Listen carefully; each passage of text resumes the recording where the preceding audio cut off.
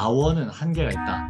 물질적인 자원은 한계가 있지만 지무한, 지혜는, 지식은 무한하다. 그렇기 때문에 자원은 한계가 있어도 지식과 지혜를 사용하면 이걸 무한하게 활용할 수 있다. 이런 의미로 써놨더라고요.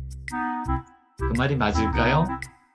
마음의 법칙이라고 하는데 우리가 가지고 있는 여러 가지 고정관념이 있어요. 부자가 되기가 쉬운가 어려운가 그러면 사람들은 다 어렵다고 생각해요. 그죠? 저도 이런 강의를 할 때 그런 생각이 들어요. 아, 내가 조금 더 눈에 보이게 어떤 결과를 좀 보여주고 강의를 하면 훨씬 더 좋겠구나. 그 전에는 그런 생각을 못 했었어요.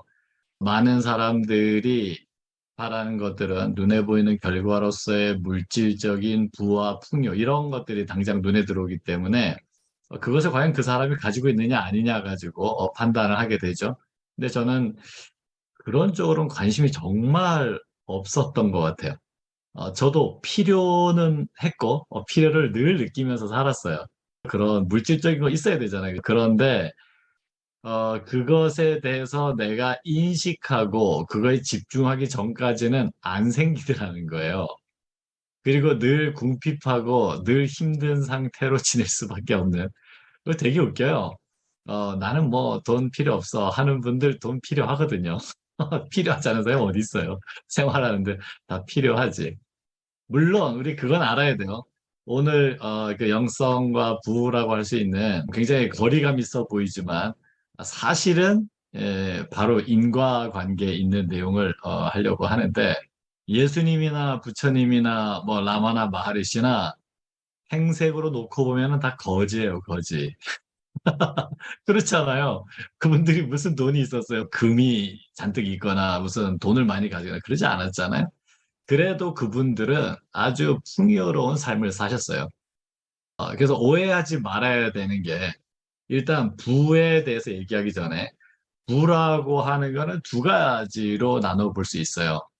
부는 두 가지로 나눠볼 수 있는데 첫째는 우리 당연하게 물질적인 부죠, 그죠? 눈으로 보여줄 수 있는 그 금액의 액수, 그다음에 뭐 건물, 부동산, 뭐 이런 것들을 다 내 재산이라고 할 수가 있을 텐데 그런 물질적인 부가 있고요. 그건 쉽죠, 눈에 딱 보이니까.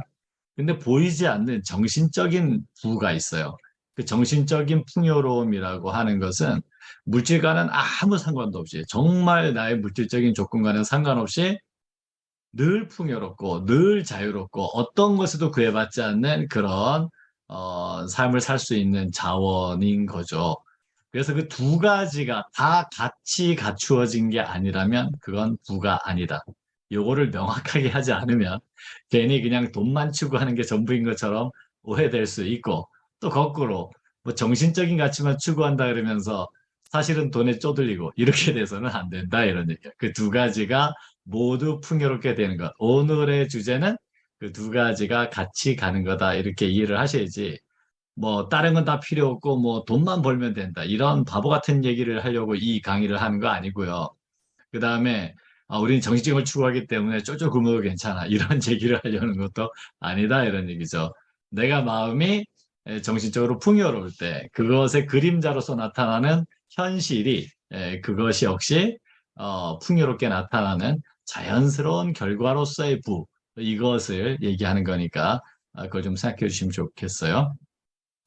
자, 일단 먼저 LG 혁신학교라고 하는 교육을 저희가 어떻게 하다 보니까 LG 그룹하고 교육을 많이 하게 됐어요. LG 그룹 계열사. 저희 마스터님께서도 LG 그룹 계열사 사장님, 부사장님과 교육을 다 코칭을 하셨는데, 그런데 제가 혁신학교라고 하는 데 갔어요. 그때 벽에 포스터가 붙어 있습니다. 뭐라고 돼 있냐면, 자원, 유한, 지무한, 이렇게 돼 있어요. 자원, 유한, 지무한, 저게 무슨 얘기냐. 그러니까 자원은 한계가 있다. 물질적인 자원은 한계가 있지만 지무한, 지혜는, 지식은 무한하다. 그렇기 때문에 자원은 한계가 있어도 지식과 지혜를 사용하면 이걸 무한하게 활용할 수 있다. 이런 의미로 써놨더라고요. 그 말이 맞을까요? 여러분 어떻게 생각하세요? 질문하면은 살짝 긴장되죠. 가만있어, 맞나? 틀린가? 무슨 얘기를 하려고 그러지? 막 이런 것들이 막 떠오르죠. 저도 진짜 그 당시만 해도 그래, 자원은 유한한데 지는 무한하지. 그러니까 우리나라 같이 부존 자원도 없고 이런 나라에서는 정말 그 지혜를 많이 발달시켜서 그래야 우리나라가 부유하게 되고 창의적인 아이디어와 이런 걸로 돈을 벌 수가 있지. 이렇게 생각을 했어요. 그런데 그렇지 않습니다. 물질조차도 무한해요. 그건 몽땅 우리의 마음의 반영이기 때문에 그건 끝없이 새롭게 창조되고 만들어지고 하는 것들이에요. 우리가 부를 누리지 못하는 출발점이 뭐냐면 부는 제한돼 있다라는 생각 때문이에요. 범위가 제한돼 있어요. 그죠? 예를 들면 100이라고 하는 부가 있어. 그런데 거기에 대해서 저 사람이 10을 가져가면 또 다른 사람들이 10씩 다 9명이 가져가면 내가 가져갈 수 있는 건 10밖에 없어요. 그죠? 근데 만약에 20명이 있다. 그러면은 한 사람당 돌아가는 게 5밖에 안 되잖아요. 그죠?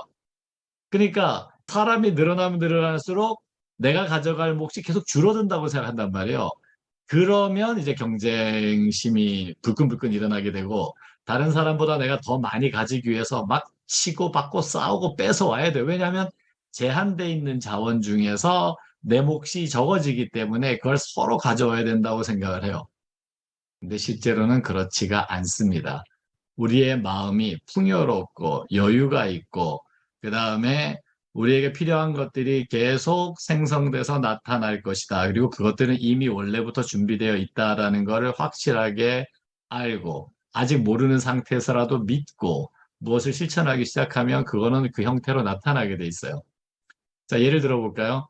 여러분, 제가 어렸을 때, 어, 그때는 석유가 아주 귀하다. 우리나라는 석유 한 방울 안 나는 나라라서 기름을 정말 아껴 써야 된다는 얘기를 많이 했어요. 그리고 그 당시, 그때가 이제 1977년도인가 78년도인가 그때, 하여튼, 전 어렸을 때 그 뉴스에도 막 나왔던 게 기억나요. 이게 석유가 이제 석유 파동이 왔다. 뭐, 기름이, 부족해서 막 아파트에도 연탄 들고 왔다 갔다 해야 되고 진짜 큰일 난다. 그러니까 지금 석유는 앞으로 한 20년밖에 더 이상 쓸 수 없다. 지금 현재 매장된 석유는. 그러니까 20년 뒤에는 기름이 다 떨어질 테니까 그 다음에는 뭐 대체 에너지가 나오든지 뭔가 대책이 없으면 진짜 큰일 난다. 그러니까 우리는 정말 기름 아껴 써야 된다. 막 TV에서 홍보하고 난리였어요. 그럼 20년 뒤에 어떻게 됐을까요? 지금 40년 지났거든요. 지금도 기름 남아 도는 거 아세요? 지금 기름이 엄청나게 남아 돌아요.